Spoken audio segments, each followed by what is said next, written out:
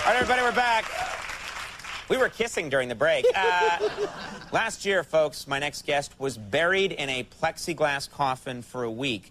Next Monday, he's planning to be frozen in a block of ice for 3 days and released live on television Wednesday night. Please welcome David Blaine.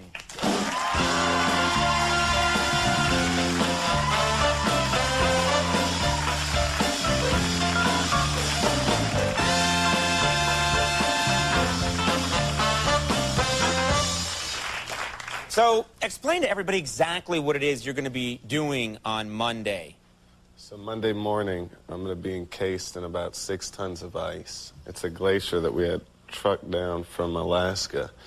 And won't it be melted by the time they get it here? Or, I mean, No. how do they get the glacier here? Roosevelt used to serve ice cream every summer because every winter he would store big blocks of ice in his barn, and it doesn't melt for a long time. So you months. can keep ice. Okay, so the ice is going to get here, and how are you going to get into the center of the ice? They drop you? Do they dig a hole? No, what they did is there's 2 big blocks, and they cut a carving of me. They took a molding of my body, and they cut the molding out of one of the blocks of ice. They stick me in there.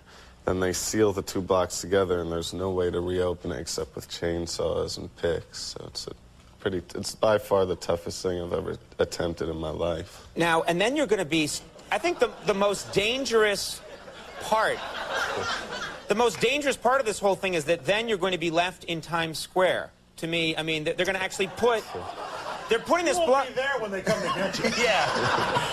They're putting this block of ice in Times Square, where hobos will pee on you. What's going to happen? Is there security standing around you, or are you just in a block of ice right There's there? full-time security, Okay. but anybody can come by at any time and check out the ice and look at it and touch it, and it's accessible to everybody. Is it very clear ice so that people can see it's really you in there? That's why we had it shipped from Alaska, because it freezes at colder temperatures, so it's really clear. It's as clear as day. You can see right through it. Now, first of all, doesn't this lower your body temperature? How much does it lower it? How do you not die when you do this? Right now I have a sore throat because I did a 14-hour test up in Nyack. We have this ice house, and my body temperature went to 92, and they had to pull me. So it's a real problem, but... Yeah, you might want to look into that part. Wait, you only did this for relatively, compared to what you're going to do, you did it for a short amount of time. 1/4 the amount of the time. 1/4 the amount of time, and they had to pull you out of there because you started 92. to die. Well, I was shivering for hours and hours and hours. Even in a hot tub for like 6 hours, I still was shaking violently. Right. And I've broken it. It's a tough thing. And now you're also, you're doing this shirtless. Is that right? You're not wearing a shirt? Because I would at least say, look, I'm going to do this, but I want a Gore-Tex parka. Or something. If I had the choice, I would do it naked, but it's a network TV thing. Yeah, yeah. So... Well, you get a bigger crowd probably in Times Square. No, I don't mean fully naked. I just mean it's more honest to do it with nothing, I think. So you're going to be...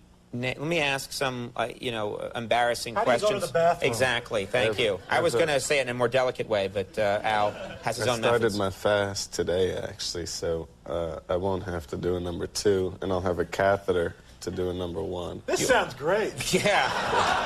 You'll have a catheter, okay. Now, what happens if something...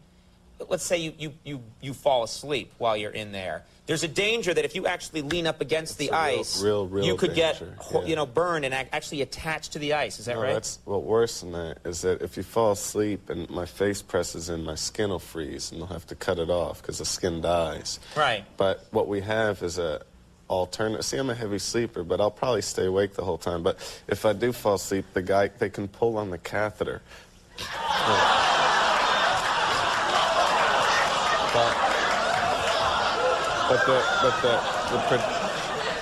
Well, that would get your attention, yeah. Why not just attach the catheter to a truck? He's falling asleep. First of all, pick the guy who's pulling the catheter very carefully. You don't want some guy like, come on, wake up. Who's pulling the catheter? Hopefully my girlfriend. So the other alternative, because the ABC producers are worried that what if he doesn't wake up with the catheter?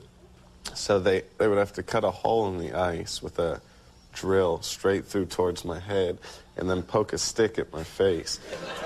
Well, you've got all the latest technology on your side. The old, what do we do now? Put a stick in there. Poke him. If that doesn't work, they'll have to end the whole thing and they'll just cut me out. They'll just cut you out. Is there any way that you can give a signal that means, get me out of this block of ice? Get me out. Is there a signal you have? Mm-hmm. Is that where you just start screaming? What do you do? I mean, it's pretty soundproof, so they wouldn't really be able to hear me that well. Right. Except, actually, they're going to have to, because I'm drinking water in there, so they put a tube in and I suck the, so they can cut a hole in the ice on the side where that tube is and they can scream through that and I can respond to them. Do you have a really good team of people with you? Yeah. They're really good. They buried me alive. Cooter and Jones hacking away. We'll get them out. You want good people with really good equipment. The other real danger to this is that if it's warm when I'm in there, the consistency of the ice may change. And when they're cutting me out, heavy blocks of ice, if they slide the wrong way, if a piece starts moving towards my head, there's nothing that can stop it. And it would go through it like nothing. Cool. Well, Al brought up a really good question earlier, which is why not just go back to pick a card, any cards? I mean, this is really extreme stuff. Buried alive, now encased in a block of ice. The whole catheter thing. I mean, I'd get out at that point. Yeah, this one's a tough one. The next one's going to be even tougher because you have to keep. You're going to listen to the whole Kathy Lee CD.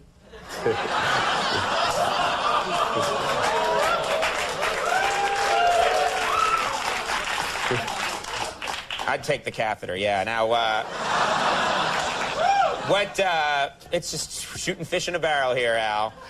What's the next stunt you have planned? Let's hope, you're going to get through this thing fine, but what's the next stunt after this one?